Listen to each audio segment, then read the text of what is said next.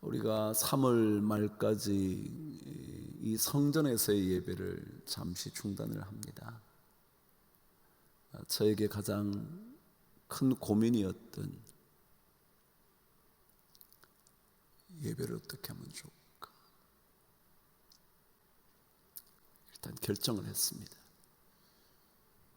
저는 정말 그런 마음이 있었거든요. 예배를 드리지 못한다면 어떻게 하면 좋을까?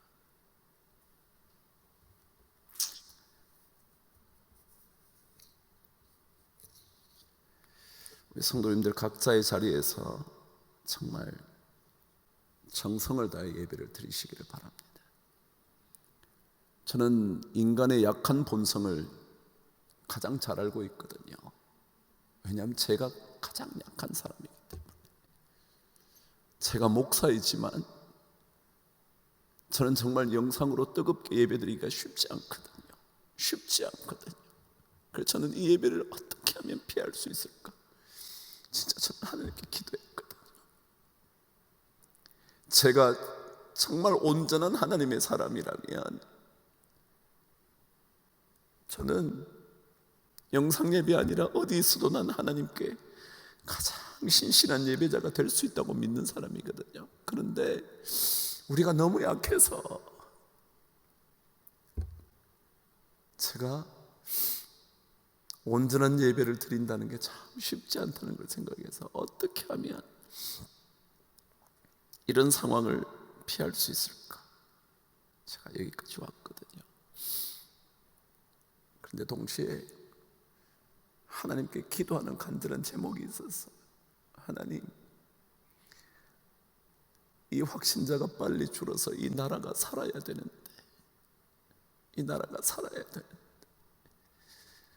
혹시라도 우리 성도님 때문에 코로나 종식이 하루라도 더디될까 봐 제가 진짜 그 마음이 있더라. 이때까지 예배를 드리면서 여러분 저에게 받으신 메시지가 있지만 저는 진짜 마음이 얼마나 졸였는지 모르거든요. 하나님, 혹시라도 이 예배를 드리다가 확진자 한 사람이 나오면 어떡하나. 진짜 저는 마음이 하루도 안 편했거든요.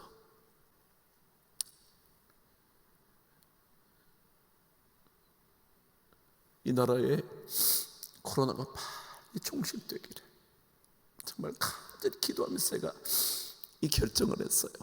그리고 우리 성도님들은 이 두 가지를 기억해 주시기를 바라요. 우리가 연약하기 때문에 이 예배 진짜 드릴 때 정성을 정말 다해야 되겠구나 기억해 주시고요. 하루속히 우리가 이렇게까지 예배를 중단하면서 하는 이런 상황을 하나님께 아뢰시면서 이 나라의 코로나가 빨리 종식되도록 여러분 꼭 기도해 주셔야 돼요. 그렇지 않으면 우리가 왜 이 예배를 중단해야 되나요? 여러분에게 글을 드린 것처럼 어떻게 하면 이 세상은 자꾸만 교회가 바이러스의 무슨 진원지처럼 자꾸 그러잖아요. 하나님께서 정말 은혜를 내려주시기를 정말 간절히 기도합니다. 저요, 이 영상이요 녹화했다가 2부 3부 틀면 돼요. 근데 제가 우리 사역자들과 우리 그럴 수 없다, 2부 3부 그대로 예배를 드리자. 저야 여러분 한 번 하고 녹화 보내면 편하죠. 뭔 걱정이에요 여러분. 어차피 여러분 영상인데. 그런데 그렇지 않잖아요. 우리가 진짜 신령과 진정으로 예배 드리는 자를 하나님이 찾으시는데 우리가 그런 사람 돼야 되잖아요. 우리가 비록 삶에서 수많은 실패를 하지만 하나님 보시기에 아름답지 못한 일들을 진짜 참 많이 하지만 그래서 우리가 하나님 설 때만은 회개의 영을 가지고 주님 앞에 매달리고 하나님의 은혜를 구해야 되는 거 아니에요? 그래서 오늘 여러분 예배를 드리시면서 꼭 기도해 주시고 2부 3부에 또 드리는 예배에 성령께서 은혜를 주시도록 오늘 1부 예배를 드린 성도님들도 중보의 기도를 해 주시기를 바랍니다. 우리 강북제일교회 미디어를 치시면 우리가 주중에 여러분과 만나는 시간들을 준비하잖아요. 여러분이 보실 수 있어요. 그리고 이 예배도 1부, 2부, 3부 다 따로 올려드릴 테니까 보시고 함께 해주시면 좋을 것 같습니다.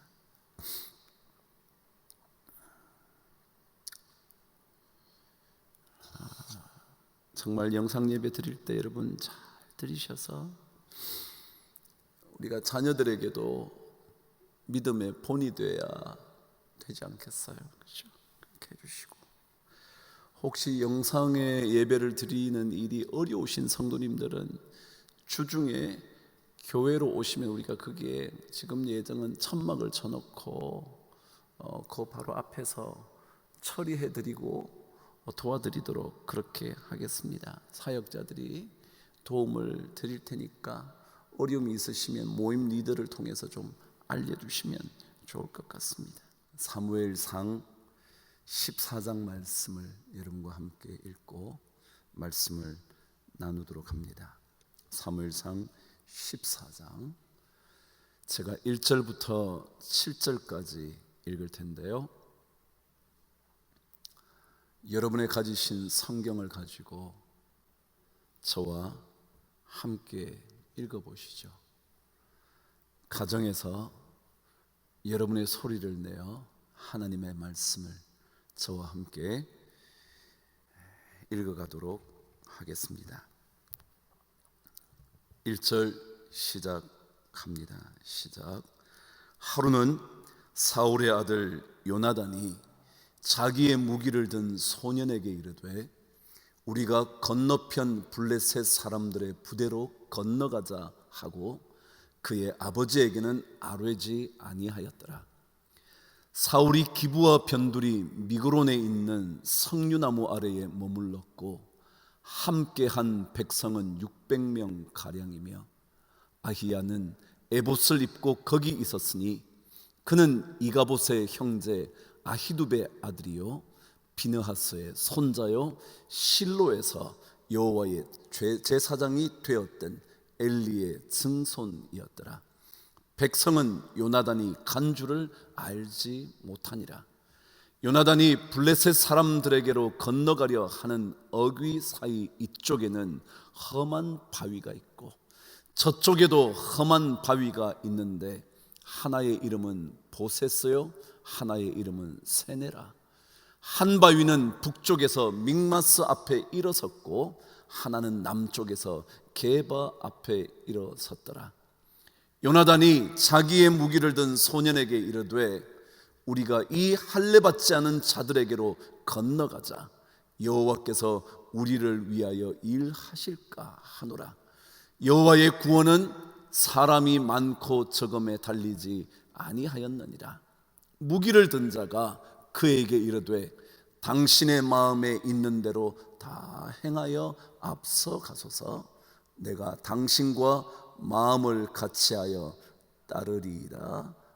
아멘.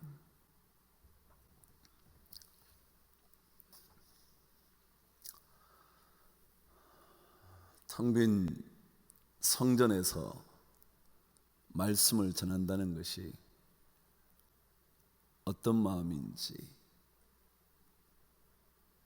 다시 한번 이 자리에 서게 되니까 더 절실하게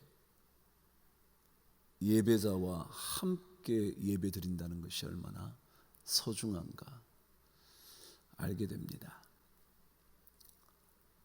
혼자 예배드림이 아니라 함께 주를 기뻐하는 자들과 함께 주님을 사모하는 자들과 함께 주님을 마음껏 찬양하고 싶은 자들과 함께 예배드린다는 게 얼마나 거대한 복인지 다시 한번 깨닫게 됩니다.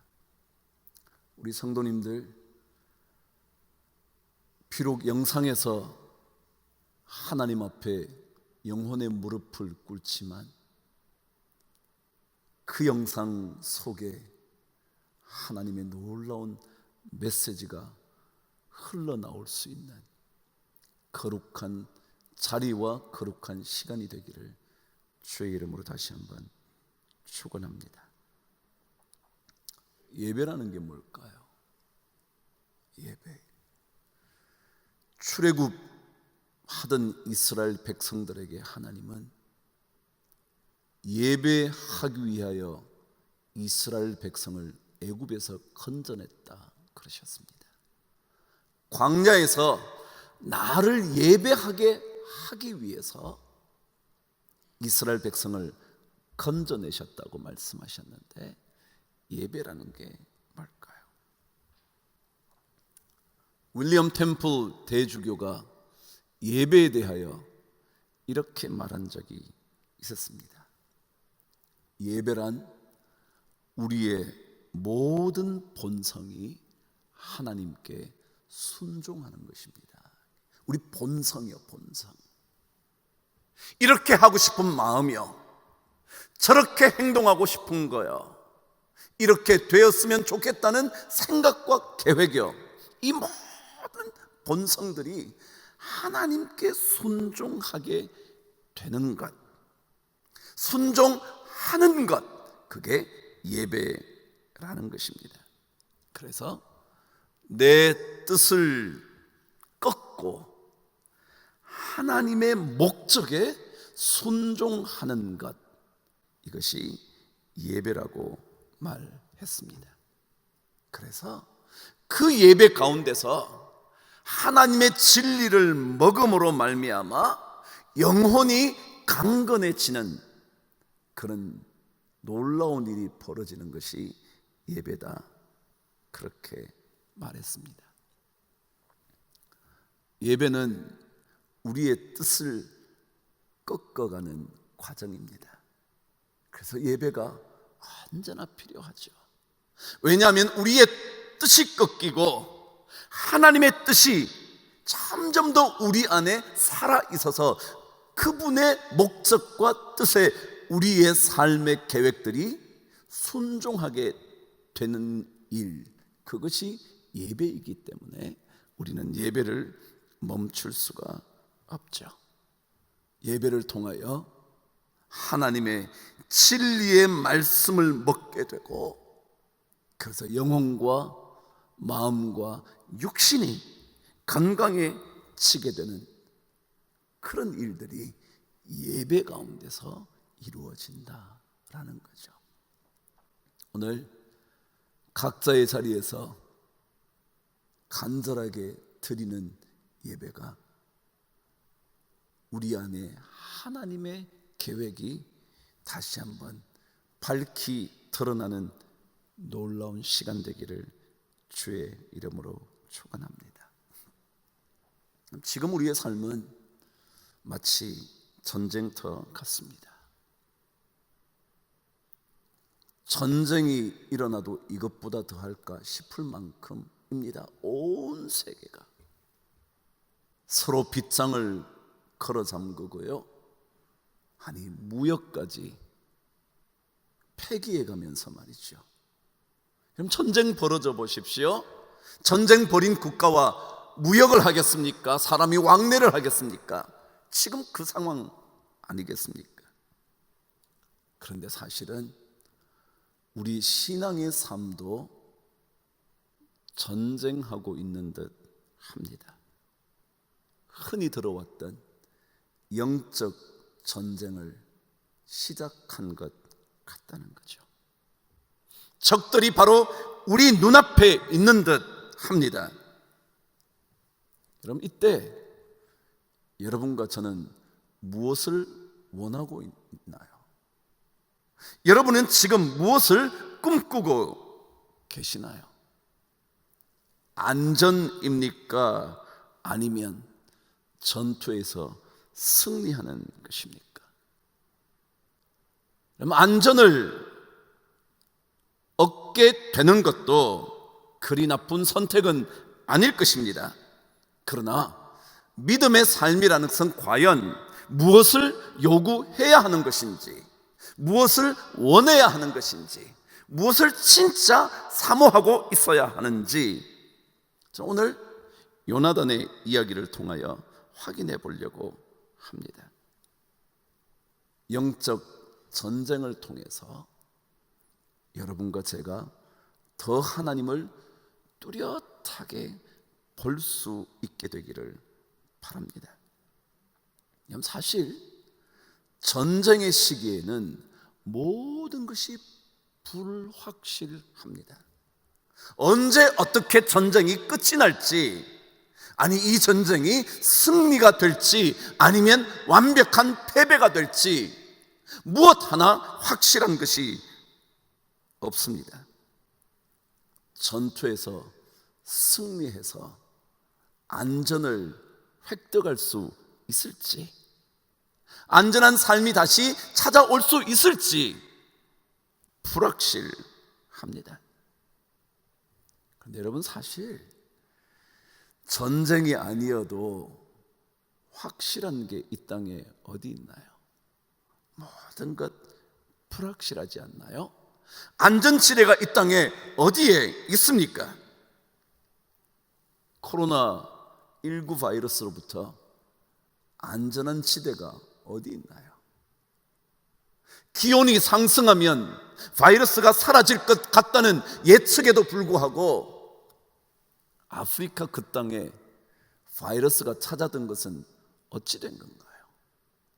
이 땅에 확실한 것은 어디 있으며 안전한 곳은 이 땅에 어디에 있을까요? 오늘 요나단의 이야기입니다. 자신의 무기를 든 소년과 블레셋 군대를 향하여, 적진을 향하여 무모한 듯 보이지만 돌진해 가려고 하는 이야기입니다. 지금 요나단이 당한 상황이 조금 전 설명한 것처럼 모든 것이 불확실합니다. 어떻게 될지 알 수가 없습니다. 전쟁에서 확실한 보장을 받은 것도 아니고, 말씀을 읽은 것처럼 군사가 엄청나게 준비되어 있는 것도 아닙니다. 사울의 아버지 사울의 군사를 다 데리고 간다 해도 600명가량 밖에 되지 않습니다. 무엇 하나 안전하게 보장받은 것이 없습니다. 그런데 요나단은 그 적진을 향하여 건너가자 그러는 겁니다. 무엇 하나 보장된 게 없는데 안전한 우리의 인생의 안전지대가 이미 확보되어 있는 것도 아닌데 그곳으로 건너가자고 그럽니다. 마치 모든 것이 준비된 듯 자기는 건너가자 그럽니다. 무기가 완벽한 것도 아니고 군사가 병거가 충분한 것도 아닌데 요나단은 건너가자고 말합니다. 아니, 이쪽에도 험한 바위가 있고 저쪽에도 험한 바위가 있는 그런 상황인데 요나단은 건너가자고 말합니다. 무슨 뜻이 그곳에 담겨져 있을까요? 여러분, 요나단은요, 모든 것이 충분히 준비되면 건너가겠다고 말하지 않습니다. 모든 것이 확실하다면 건너가겠다고 말하는 게 아닙니다. 군사가 충분히 무찌를 만큼 양성된 군사가 있다면 나는 건너가겠다고 말하지 않습니다. 오히려 모든 여건이 불확실함에도 불구하고 건너가자고 무기 든 소년에게 말합니다. 도대체 무슨 근거가 그에게 있었던 걸까요? 어느 하나 무엇 하나 확실한 보장도 없는 그가 어떻게 적진을 향하여 건너가자고 말할 수 있었을까요? 그 근거가 도대체 무엇이었을까요? 불확실함 속에서 보장받은 것이 아무것도 없는 상황에서 도대체 무엇이 그로 하여금 그런 말을 하게 했을까요? 오늘 저는 6절 말씀을 읽으면서 두 가지 중요한 얘기 여러분과 나누려고 합니다. 6절을 읽겠습니다. 시작. 요나단이 자기의 무기를 든 소년에게 이르되 우리가 이 할례 받지 않은 자들에게로 건너가자. 여호와께서 우리를 위하여 일하실까 하노라 그랬습니다. 요나단에게 있었던 근거는 환경의 근거가 아니라 믿음의 근거였습니다. 우리를 위하여, 이스라엘 백성을 위하여 일하실 하나님이 계심을 붙들고 있었습니다. 다른 것은 없는데 우리를 반드시 위하여 일하시고 계시는, 아니 일하실 그 하나님이 계신다는 이 사실만 가지고 그는 출발하는 겁니다. 근데 만일 정말 믿음의 사람이라면 이것보다 더 확실한 근거가 어디 있겠습니까? 우리를 위하여 일하시는 하나님. 지금부터, 아니 처음부터 우리를 위하여 선한 일을 행하신 그 하나님이 계시다는 사실보다 더 완벽한 근거가 어디 있습니까? 우리를 위하여 싸워주실 수 있는, 우리를 위하여 그늘이 되어주실 수 있는, 우리를 위하여 피난처가 되어주실 수 있는 그 하나님보다 더 확실한 근거가 어디 있겠습니까? 요나단은 그것을 아는 것, 우리가 건너가자고 하나님께서 우리를 위하여 일하시지 않겠냐고, 일하시지 않겠냐고. 지금 당장은 일하시고 계신 게 아무것도 느껴지지 않을지 모르지만 그러나 이제껏 하나님은 우리를 위하여 일하시지 않았냐고. 그래서 이 전쟁에서도 하나님은 일하실 거라고. 여러분, 여리고 성 정복을 위하여 하나님이 역사하신 것 기억하시나요? 그들은 광야길을 달려와 수십 년의 광야길을 통하여 모든 것이 사라져버린 아무것도 없는 상태에서 그 견고한 여리고성을 무너뜨려야 하는 그 상황에 일하셨던 하나님을 기억하시나요? 수십만의 미디안 족속을 향하여 나아갔던 기드온과 300용사를 위하여 일하신 하나님을 여러분 기억하시나요? 들고 있었던 것은 횃불과 그리고 항아리밖에 없었는데, 나팔밖에 없었는데 그들을 위하여 일하신 하나님을 여러분 기억하십니까? 그 엄청난 아람 군대를 무너뜨린 일에 제사장의 찬송 소리가 하나님으로 하여금 일하게 하셨다는 것 여러분 기억하시나요? 우리 위에 하나님께서 싸워주신다면 우리가 건너지 못할 적지는 어디 있겠습니까? 우리가 건너지 못할 강이 어디 있겠습니까? 건너지 못할 이유가 어디 있겠습니까? 하나님은 우리를 위하여 일하십니다. 우리를 위하여 일하시는 분이시고 우리를 위하여 싸워주시는 분이십니다. 그것보다 더 확실한 근거는 없습니다. 이 땅의 나머지 모든 것들은 다 불확실합니다. 이렇게 될 거라 말하지만 그렇게 되지 않습니다. 아니, 않을 때가 훨씬 더 많습니다. 어쩌다가 될 수 있을지 모르겠지만 그러나 불확실함이 이 시대의 모든 것을 대변합니다. 그러나 하나님은 우리를 위하여 싸워주시는 분이십니다. 두 번째 오늘 말씀은 요나단이 가졌던 두 번째 근거를 설명합니다. 6절의 마지막 부분을 함께 읽어보시죠. 시작. 여호와의 구원은 사람이 많고 적음에 달리지 아니하였느니라. 그럼 근거를 보셨나요? 하나님은 무엇이든지 우리를 위하여 일하시는 분인데, 그분은 어떠한 일도 이루실 수 있는 능력이 있는 분이라는 것을 요나단은 자신의 근거로 삼았습니다. 하나님은 사람이 적든지 환경이 나쁘든지 보장되어 있는 것이 없든지 관계없이 하나님은 무엇이든지 이루실 수 있는 능력이 있는 하나님이라는 것을 그는 근거로 삼고 있었습니다. 말씀 그대로 하나님이 건져주시려고 작정하시면 군사가 많고 적음과는 아무 관계가 없이 하나님은 건져내실 수 있는 능력이 있다고. 숫자의 문제가 아니고 돈의 문제도 아니고 환경의 문제도 아니고 우리의 재능의 문제도 아니라 능력은 하나님께 있다라는 것, 그것이 그의 근거였습니다. 요나단은 하나님이 구원하시려면 어떤 환경에서도 우리를 건지실 수 있다고 인정하고 있었던 겁니다.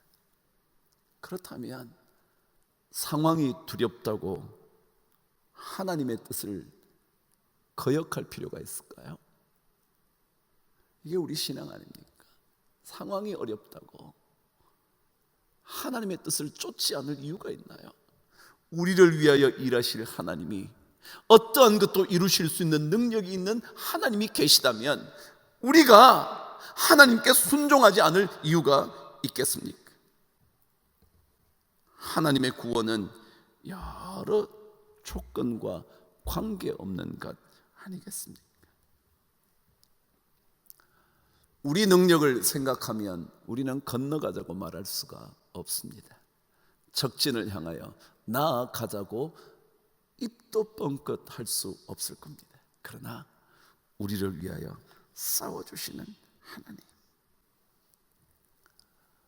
우리는 아무것도 보장받을 수 없는 불확실성 속에 살고 있지만, 그러나 우리를 위하여 일하시는 그분이 우리를 건지실 수 있는 능력이 있는 하나님이라는 사실을 우리가 확신한다면 우리는 불확실함에도 불구하고 우리는 계속 하나님의 순종의 길을 걷게 될 것입니다. 믿음의 여행은 하나님의 능력을 신뢰하면서 불확실함에도 불구하고 순종의 길을 떠나다가 하나님의 엄청난 역사들을 경험하게 되고 체험하게 되는 놀라운 여행 아니겠습니까? 요나단의 결단이 우리의 결단이면 얼마나 좋을까요? 요나단의 인생이 나의 인생이면 얼마나 좋을까요? 요나단의 그 놀라운 고백이 우리 교회의 고백이면 얼마나 좋겠습니까?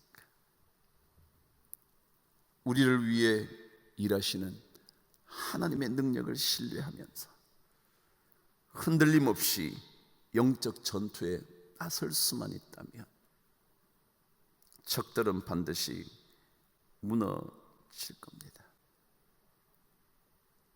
실로암에서 눈을 씻어 눈을 뜨게 된 사람의 이야기를 기억하시나요? 그에게는 정말 불확실함밖에 없었을 겁니다. 왜냐고요? 아니, 모든 것을 낫게 하실 수 있는 그분이 오신다는 소식을 들었는데 기껏 그를 만났더니 침을 뱉어 흙에 이겨 진흙을 만들고 눈에 붙이고 실로암에 가서 씻으라니요. 아니요, 그렇게 말하실 것 같으면 그 자리에서 눈 뜨게 하시면 될 텐데 모든 불확실함을 갖고 있는 겁니다. 진흙을 만들어 눈에 붙인다니요. 그리 정결케 보이지도 않는 침을 뱉어 눈에 바르는 것과 같다고요. 뭘 하고 있냐고요. 무슨 불확실함에 이런 이야기가 있냐고요. 그냥 그 자리에서 고쳐주시면 되지. 근데 그는 그 모든 불확실함에도 불구하고 보이지 않는 눈을 가지고 실로암까지 찾아갑니다. 그리고는 그분의 말씀대로 눈을 씻습니다. 그러면 눈이 떠지는 거죠.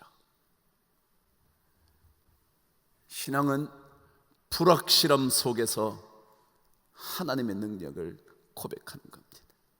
하나님은 우리를 위하여 일하실 거라고. 그리고 그분은 우리의 모든 것에서 건져주실 수 있는 능력이 있다고. 그래야 우리가 적진을 향하여 이 영적 전투의 현장에서 건너가자고 말할 수 있을 겁니다. 여러분, 다시 여러분과 만나게 될 날이 언제일지 알 수 없지만, 그러나 그때까지 우리 모든 성도님들이 영적인 전투에서, 삶의 전투에서 꼭 승리하시게 되기를 바랍니다. 그 요나단이 여러분이기를, 그리고 저이기를 간절히 기대하면서 하나님의 도우심을 기도합니다. 기도하겠습니다. 하나님 아버지, 텅 빈 예배당이지만 하나님의 성령이 이곳에 머물기 시작하면, 성령이 비둘기처럼 이곳에 찾아오면, 성령이 불의 혀같이 갈라져서 이곳 곳곳을 주님 다니고 계신다면, 우리 성도님들의 가정 속에 주님 흘러 들어가신다면, 하나님 아버지, 우리 모두가 살아날 수 있게 됨을 믿습니다.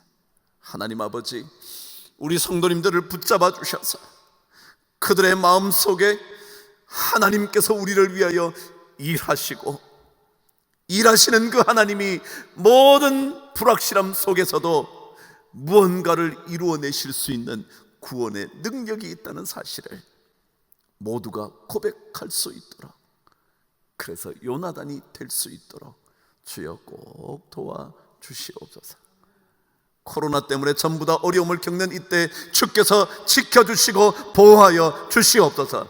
붙들어 주시옵소서. 주님께서 방패가 꼭 되어 주시고, 주님께서 치료자가 되어 주시옵소서. 어려움을 겪는 이 땅의 수많은 백성들, 하나님 그들을 지켜주시고, 수고하는 수많은 의료진들, 정부의 기관들, 주님 긍휼히 여겨 그들을 건져주시고, 이 나라뿐만 아니라 전 세계를 주의 능력의 손으로 재난의 모든 위협으로부터 벗어나게 하여 주시옵소서. 그리스도인들이 이것을 위하여 간절히 기도할 수 있도록 주여 기도의 영을 우리 모든 성도들에게 부어 주시옵소서. 주께서 함께 하실 줄 믿고 감사를 드리며 예수 그리스도 이름으로 기도드리옵나이다. 아멘.